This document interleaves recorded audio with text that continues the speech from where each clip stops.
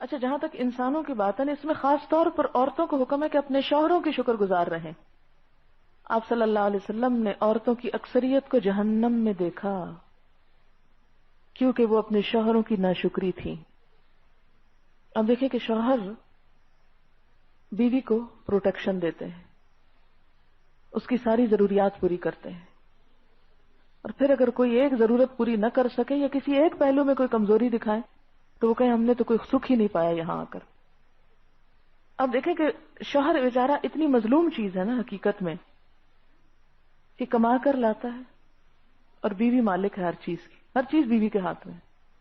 کبھی آپ دیکھیں کہ گھر میں جو ساز و سامان آپ نے رکھا ہوا ہے سب کس کی مرضی سے رکھا ہوا؟ گھر کی ڈیکوریشن، سیٹنگ، لینا دینا، خرچ کرنا کون کر رہا ہے؟ وہ سب استعمال کون کر رہا ہے؟ ذرا یہ دیکھیں. آپ کر رہے ہیں، مالک آپ بنے بیٹھے ہیں، بچے کس کے؟ آپ کے ہیں.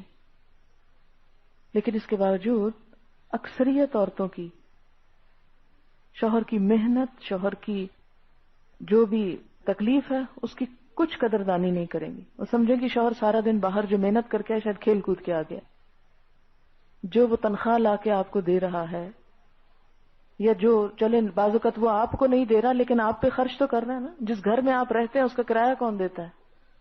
شوہر ہی کی تنخواہ سے آتا ہے یا اسی نے آپ کو بنا کر دیا ہے. اور اگر وہ کام نہ کرے تو آپ سڑک پہ بیٹھے ہو، جیسے بہت سے لوگ بیٹھے ہوئے ہیں جن کے شوہر کام نہیں کرتے.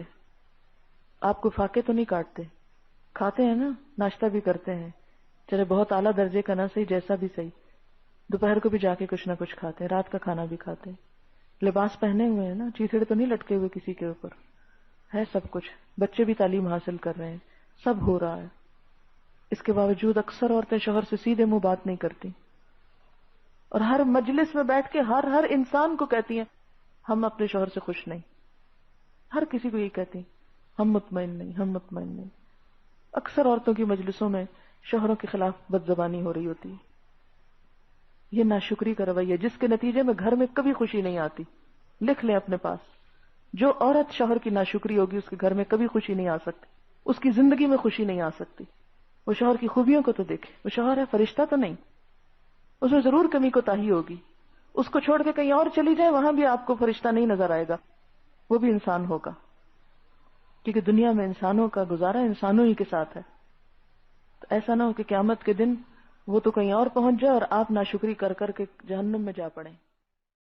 جیسے ہمارے ہاں آپ دیکھیں گے کہ ناشکری بہت ہے. مجھے جب دوسری قوموں اور اپنی قوم کے درمیان ایک خاص چیز نظر آتی ہے وہ یہ کہ ہمارے کلچر میں ہر بندہ ناشکری کی باتیں کرتے ملتا ہے. ہر بندہ یہ سوچ رکھتے ملتا ہے کہ ہمارے پاس کیا نہیں، کیا کمی ہے. یہ کم سوچتے کہ کیا ہے. آپ اگر ایک سروے کریں، ایک کویسچنر بنا کر کہ آپ کے غم کیا کیا ہیں، آپ ہر وقت کیا سوچتے ہیں، آپ کی زندگی میں خوشی کے اسباب کیا ہیں، آپ اپنی موجودہ زندگی پر کیا مطمئن ہیں، 100% مطمئن ہے یا 50% یا بالکل مطمئن نہیں، اور اگر غیر مطمئن ہے تو اس کی وجہ کیا ہے. اور پھر اس میں آپ یہ بھی شامل کر سکتے ہیں کہ آپ کے پاس کیا کچھ ہے. کیا آپ اپنا گھر اون کرتے ہیں؟ کیا آپ شادی شدہ ہیں؟ کیا آپ کے بچے ہیں؟ کیا آپ کا بزنس ہے؟ تو جتنے لوگ ایسے ہوں کہ جن کا اپنا گھر بھی ہو، بزنس بھی ہو، بچے بھی ہوں، شوہر بھی ہو، یا شوہر کے پاس بیوی بھی ہو، اور پھر اگر ان کا نتیجہ یہ ہو کہ وہ غیر مطمئن ہے تو اس کی بنیادی وجہ کیا ہے؟ ناشکراپن. اور اس میں بھی ریشو عورتوں کا زیادہ ہائی ہوگا مردوں کی نسبت.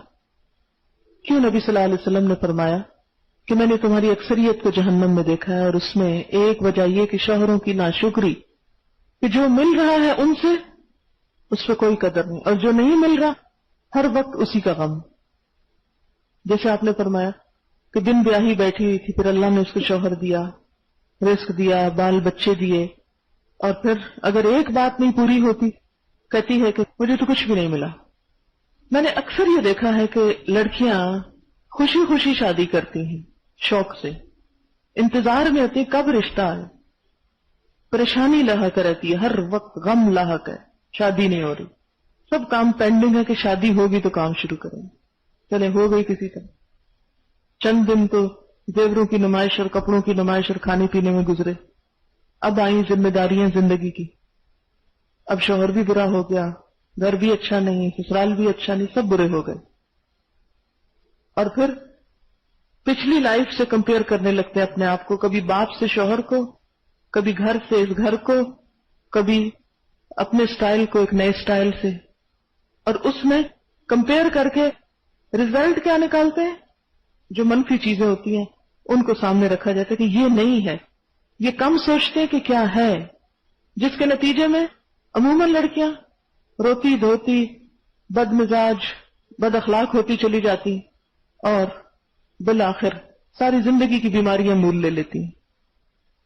آج کل میں اس پہ بہت سوچ رہی ہوں کہ اس چیز کی اصلاح کیسے کی جائے، کیونکہ ہر دوسرا قصہ مجھے ایسا ہی نظر آتا ہے.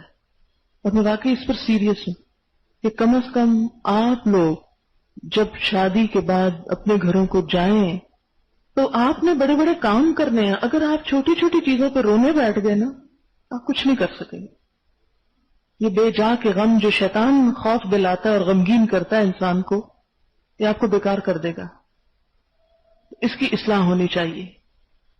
کیونکہ میں نے یہ دیکھا ہے کہ ایسی نیولی میرڈ لڑکیاں جب بہت پریشان ہوتی ہیں، اگر ان کی قصہ سنو ایک اور سٹوری ہے، ان کی ساس اور ان کے سسرال کا سنو تو بالکل ایک اور سٹوری ہے. وہ الگ پریشان ہے، یہ الگ پریشان ہے. اور حقیقت میں سب ناشکرا پن ہے کہ جو ملتا ہے وہ حقیر نظر آتا ہے، اور جو پیچھے چھوڑا ہے ماں باپ کے گھر، جو ماں باپ کا تھا چاہیے تھا ساتھ ہی دے دیتے آپ کو. اگر آپ اسی میں خوش ہیں تو ساتھ آنا چاہیے تھا آپ کے. پھر وہ تو بہت سے والدین اس کمی کو پورا کرنے کے لیے جہیز نام کی چیز دیتے ہیں، لیکن وہ پورا لائف سٹائل کیسے دے سکتے ہیں؟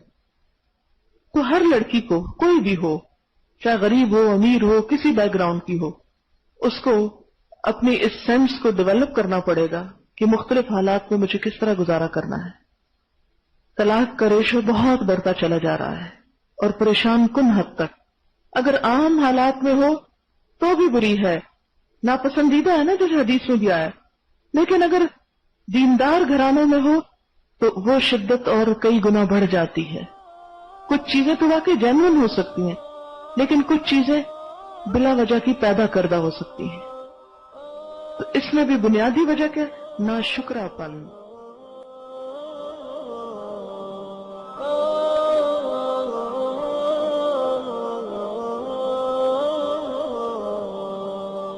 يا حامل القرآن